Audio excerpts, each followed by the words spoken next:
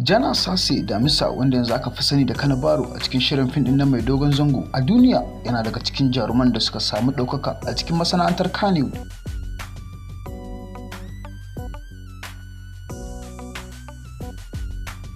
A cewar Jana Sase, jagoran shirin fim din a duniya, dokar da hukumar tace fina-finai ta jihar Kano ta saka mu ba za ta hana mu ci gaba da nuna shirin dinmu na a duniya ba, saboda shirin a duniya ba shiri bane na masu fansar mutane, kuma shirin a duniya ba shiri bane da yake nuna yadda ake shan kayan maye.